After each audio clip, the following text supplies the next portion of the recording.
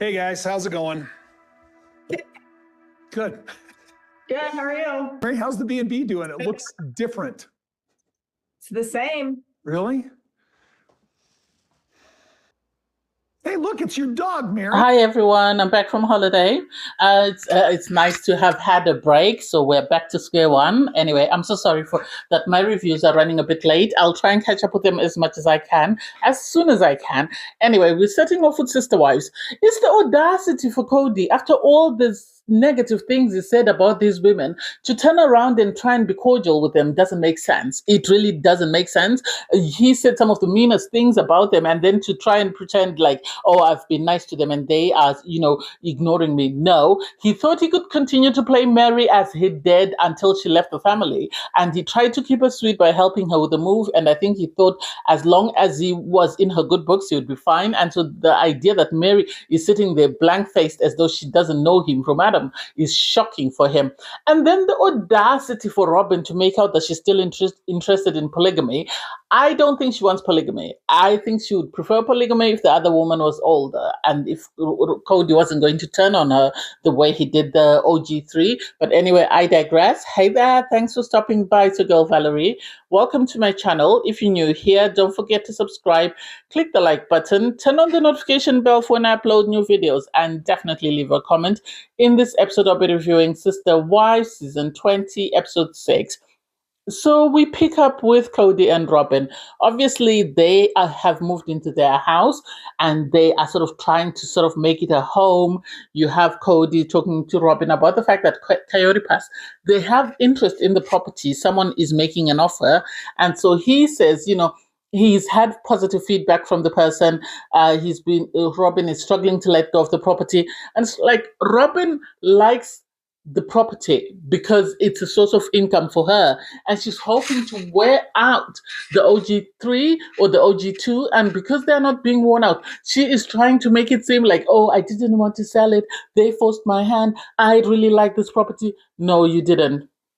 No, you didn't. You wanted a source of income. You were happy for these women to stay in this family as your source of income. And now that everything is broken down, you're starting, oh, I didn't want to sell the land. I didn't want the family to break down.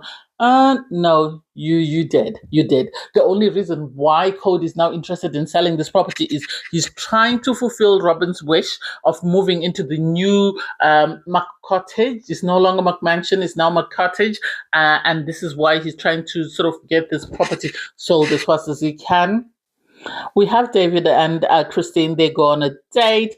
Christine is saying she loves the idea of monogamy. She loves the fact that David is there when she wakes up and he's there when she goes to sleep. She doesn't have to share him with anyone. She loves the routine of their family, waking up in the morning, having a chat while he's having coffee. And it's like, I don't know. I don't get it. I wish Christine would focus more on talking about her relationship and not having to sort of divert back to Cody. But then I think the show is constantly pulling them into talking about Cody. She spoke about the fact that, she kept score in a relationship with Cody. She did at one point call David Cody, and that's because she was upset with him. He had done something that had really upset her. And she's making it seem like all her negative memories or negative sort of incidents that happened in her relationship with David are linked to Cody. Yes, she said Cody was a good man, they had good moments, but she still has to bring the fact that, things didn't work out between the two of them. Janelle and Mary say they didn't. Well, Mary said at some point, women have kept score, and she is guilty of that.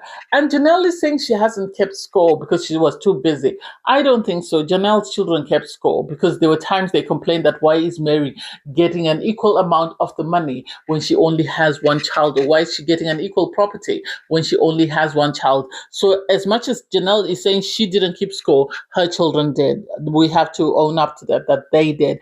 And it's something that's there. So I don't get it. Christine was talking about the fact that, David has called her his ex-wife's name and she's his late wife's name. And it's okay for her because she knows he had a relationship before her. He knows she had a relationship before. It's not like they're young people that got married. They're each other's first love. These are people that were married to somebody else that have since moved on and married new people. So it makes sense. Cody then complains, that he has had to do all the work for Coyote Pass.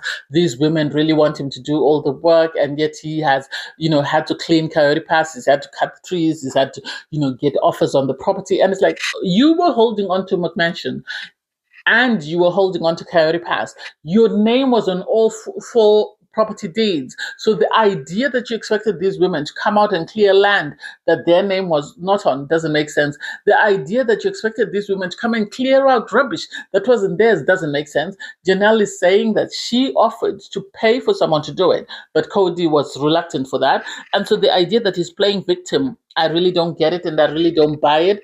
You then have Cody sit down for a conversation with Mary and Janelle. And it was oaks galore. It really was oaks galore because Janelle and Mary are at this place of acceptance. They accept that their relationship with Cody is over. For a long time, Cody was able to pull the wool over Mary's eyes and keep her sweet. And she allowed him to do everything he wanted. And so the moment she left, Flagstaff, and she moved back to Parawan, she's had her community open her eyes and make her see that this man is playing with you. This man is not interested in you. He is using you to his advantage. And this is why she is no longer as gullible as she was before. And he can't understand why for him to ask, how's the B&B? And it's like, she stopped the B&B a long time ago. The B&B is the reason why Cody never went back to Mary in the first place, because he wanted the B&B to be a part of the Brown family estate. And Mary refused and said, this is part of my own lineage. This is part of my family's heritage. So I'm not going to put it in Coyote Pass. So the idea that he suddenly is interested in hearing how that's going, I don't get it. There was this awkward chat, and then he was complaining that they expect me to do everything. They expect me to clear up the property. They expect me to sell the property. And it's like, please take several seats. We're not here for it. Christine and David had a conversation, and so they were talking about Cody in a roundabout way. And Christine was trying to say to David, I wish you and Cody would spend some time together. I wish you and Cody had got to know one another before things progressed. It's interesting that now Cody is the aggrieved. Now he wants to sort of reflect and look back at his relationship with Truly. I think it's because Christine was taking him to court. This is why he's saying, maybe I should have vetted David. Maybe I should have got to know him before he moved in with my daughter. Maybe. And it's like, it's a little too late. You're crying over spilled milk, and it's too late for you to say anything.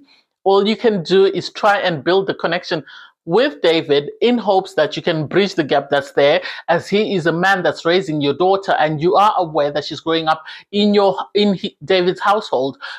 David on his part said he's open to getting to know Cody, but he really would prefer not to, it seems, from the impression that I got of him. So you then had the continuation of this conversation between Cody and Janelle and Mary about the sale of the land. And Cody was saying, these people are probably interested in buying the whole lot, or at the moment they've made an offer on 2. And there was this back and forth whereby Mary was saying, is it wishful thinking, or is it what these people have said? And I think for the longest time, Cody has got away with pulling the wool over Mary's eyes. And suddenly Mary is able to see, because of her friends that have continued to drum into her that you do not owe Cody anything. You are responsible for yourself. Make sure you put yourself first. And this is something he wasn't expecting. And I think this is why he's surprised.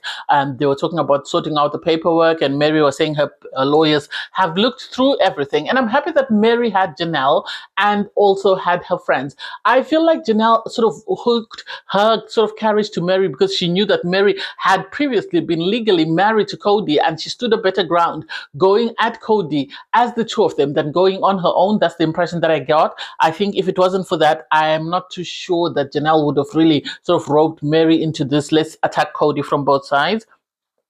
You had Mary and Janet sort of building, something for her office. She's creating an office space for herself in the house in Parawan. I love that Jen was saying to her, make sure that your money comes straight to you, because Cody has always been able to sort of talk himself out of a barrel. And so the idea that if Mary's money goes to Cody, he is going to come up with reasons and excuses as to why he feels that he deserves the money over Mary's. And so I'm happy that Jen is still still looking out for Mary and is telling Mary, make sure your money comes straight to you from the buyer lawyer straight to you. It doesn't go through Cody, because otherwise Cody is going to take a commission.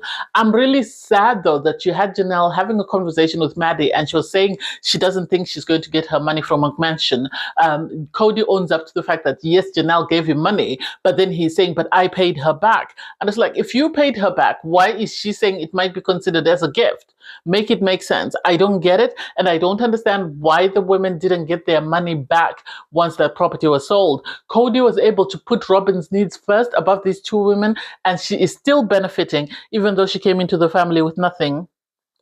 So you have Robin and Cody trying to hang up this painting. Apparently some artist drew it for them. It's for their engagement, and Cody wants to show out their love to everybody. And so this is why he's doing this. He is trying his best to make sure that everybody's aware that he's happily married, is in a monogamous family. And so they then talk about a letter that came from someone who sort of expressed interest into becoming a part of the family. And Cody was saying that person emailed him, he didn't respond. Robin wasn't happy. She did try to pivot the conversation and make it seem like she was involved and she was aware of everything and Cody was coming back to her. But I don't think this is what is happening, because she said, you know, you remember I tried to show you the picture of the lady, but then you were not interested in seeing the lady. And this is what I think. This is my opinion.